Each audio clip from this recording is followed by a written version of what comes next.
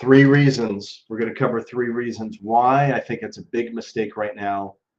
If you're not buying in the villages, even if you're not interested in the villages, you're just interested in Florida, we're going to cover that today. Three real big reasons, real important stuff that we're going to cover today, and with a lot of deep thought.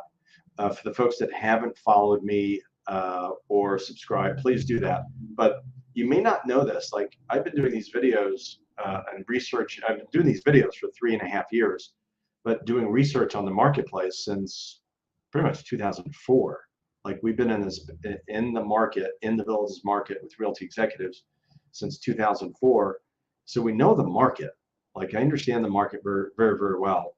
And it's pretty much all I know how to do.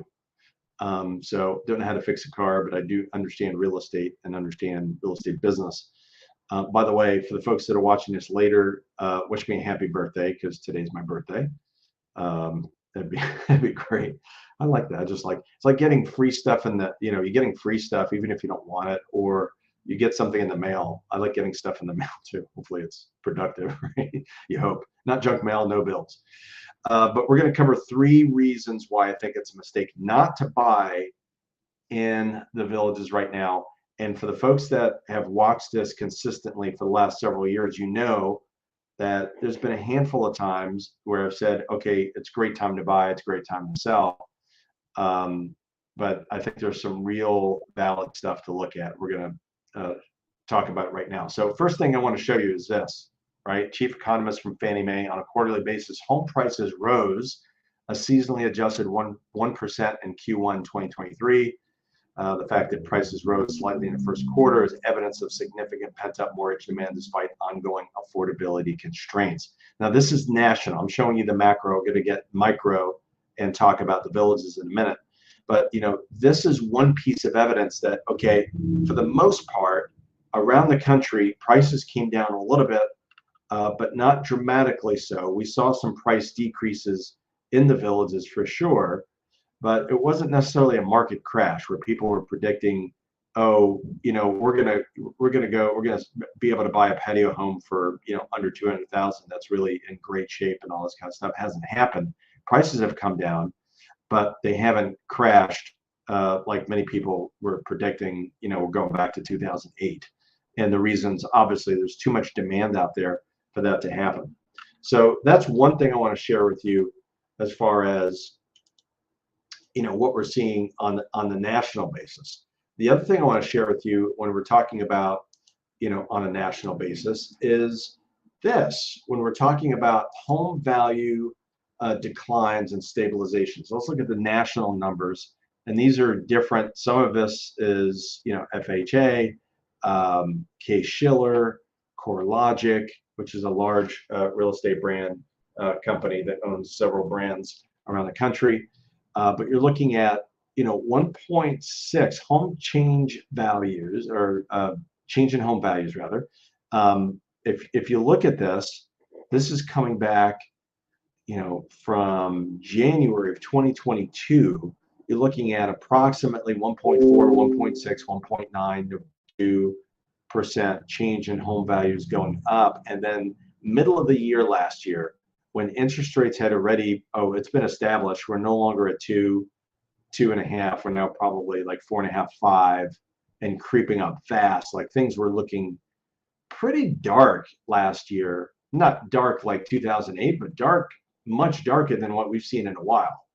So we saw price decreases going down in the summer. You're seeing that 0.3, 0.9. These are national numbers. And then obviously slight increases early part of this year. So we saw that we saw dramatic increases 2018 or 2020 to 2021, then 21, 22 more increases. Then in 2022 you see this, and the same thing in the villages. This is very similar to what we saw in the villages. I think we saw a little bit more of a price decrease. I'd say more 8 to 10% drops in many cases.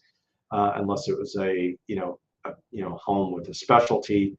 But this was the trough in the marketplace, the bottom of the marketplace, third and fourth quarter last year, and then first quarter this year.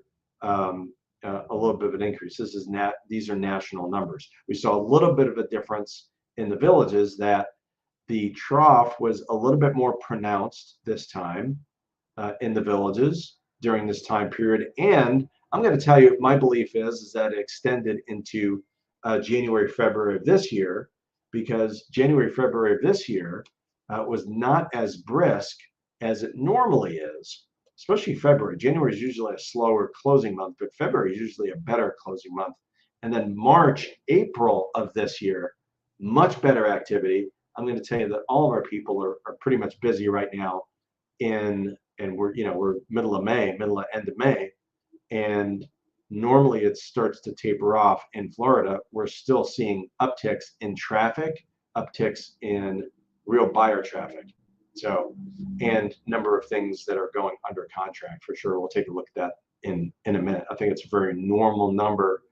And I think you're going to agree with me in a minute. So bigger trough here. And then obviously it seems like now we're in the plus side, especially when you're looking at around the country. And we've already seen that kind of little bit of a turnaround as well here in the villages. Let's take a look at one more macro screen that I think is going to help you. It's really, we're painting a picture here of what we're really seeing on the macro, then the micro. Then I'm going to tell you why there's some mistakes here. If you're not buying or have considered buying at this moment.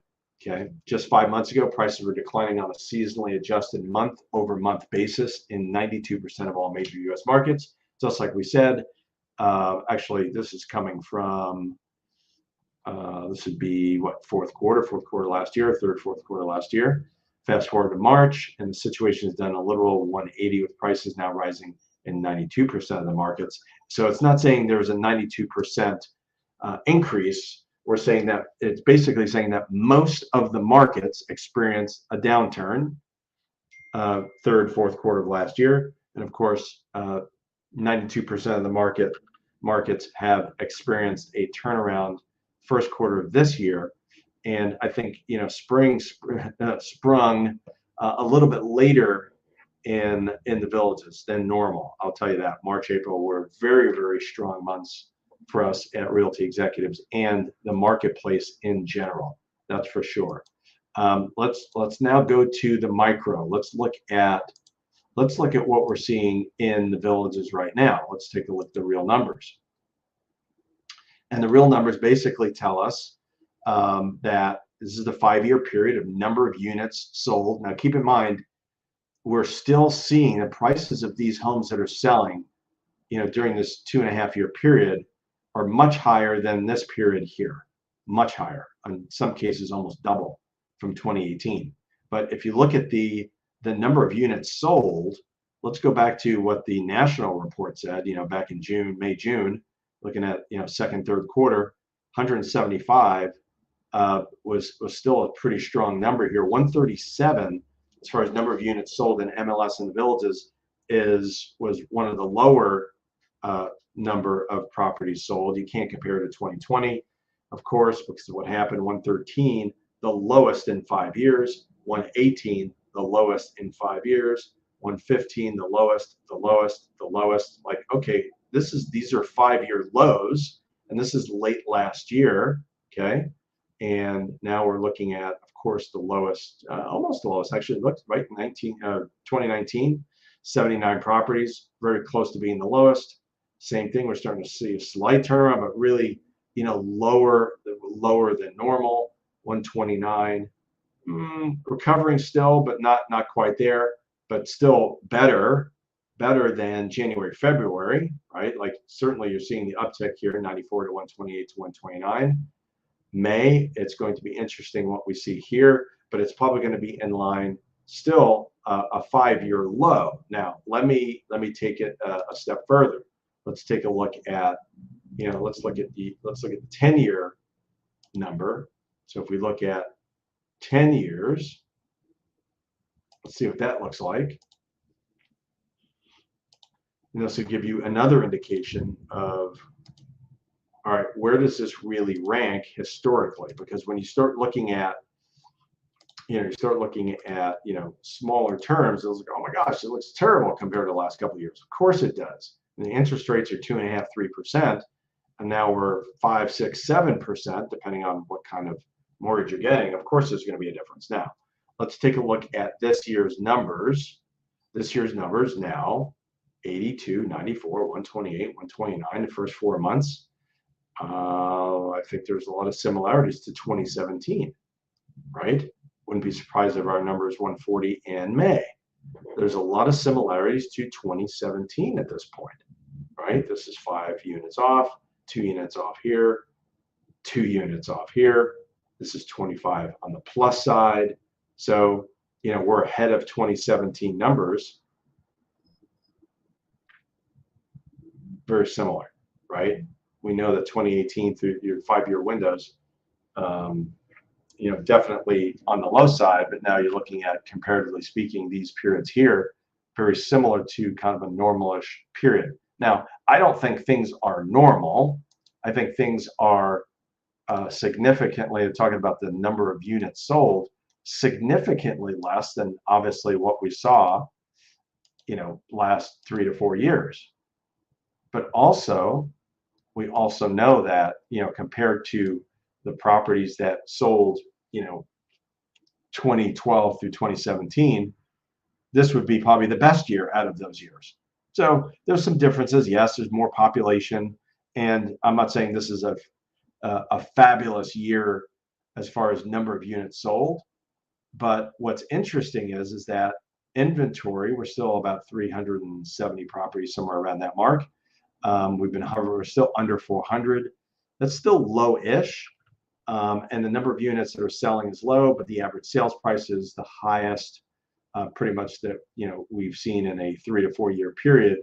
The highest point was obviously back in spring, first quarter 2022, and then we've seen a drop off in pricing, but we're not back to 2017 pricing, which is what a crash and a collapse would be in my mind.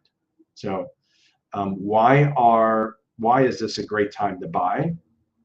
Well, if you're planning on buying in the next three to 4 years, waiting for prices to drop, I think that's a mistake, because prices drop, you're going to see more and more people jump into the game because of the affordability factor. All the economists are saying that.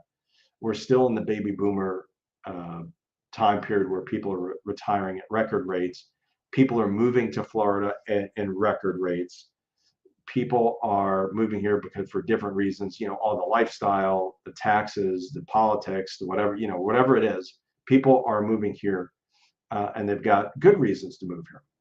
And they know other people that live here, and we know the story about the villages. But the big thing is, number one, it looks like we've seen the worst of the market, and that was latter part of last year, January, February of this year. Things have turned down and turned around, and I feel like we've turned a corner. That's one big reason.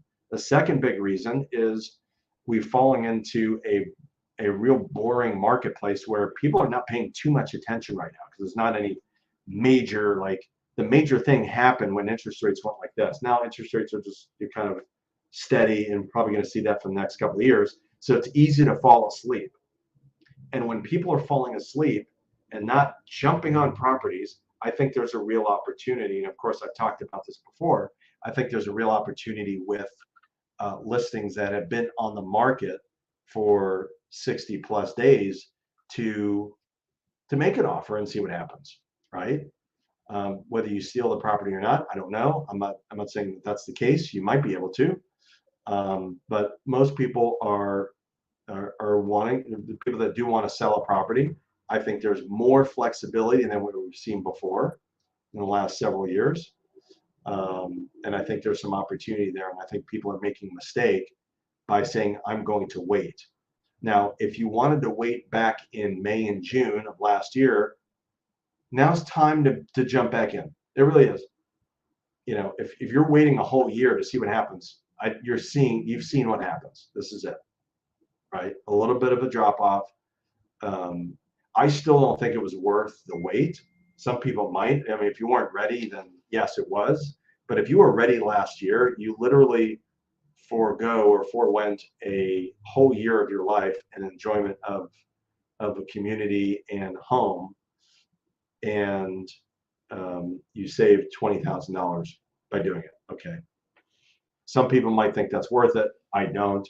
I think time is more valuable than money, obviously. So, but yeah, I think that's a real thing. And then, I think the third thing that we have to look at when we're considering value is that the areas that are north of 44 and the areas that are north of 44, there's no there might be a few. I don't think there's anything that I can think of at this point. There's no new construction north of 44 that I can think of. And as far as the villages goes, there might be a little pocket. There might be a pocket still. I think they've finished everything around 42. I think that's done, but there might be something. So don't punch me if I'm wrong on this. But 99% of the construction's done. They're almost all, if not all, the new construction's being done south of 44, south of the Turnpike. Definitely, Eastport Way and way south and way east, right along the Turnpike. That's where the new construction is. And I think there are some challenges in doing, buying in that area and selling in that area because there's competition. But north of 44, north of 466A, they're not building anymore. So I don't see prices going down any more than they have in any significant way, unless there's some kind of tragic event. Hopefully not. We don't want that to happen anyway. So you shouldn't be praying for that either way. But that's what I see right now. I see there's real opportunity in buying. I don't think it's shooting fish in a barrel. I think there's value, like normal value right now. And if you're moving to the villages, I think it's a great time to buy for those reasons right there. So if you have questions, connect with me. Wish me a happy birthday. Put it in the chat. And then you can also connect with me at 352-572-3796. Hope everybody has a great weekend. Happy Friday.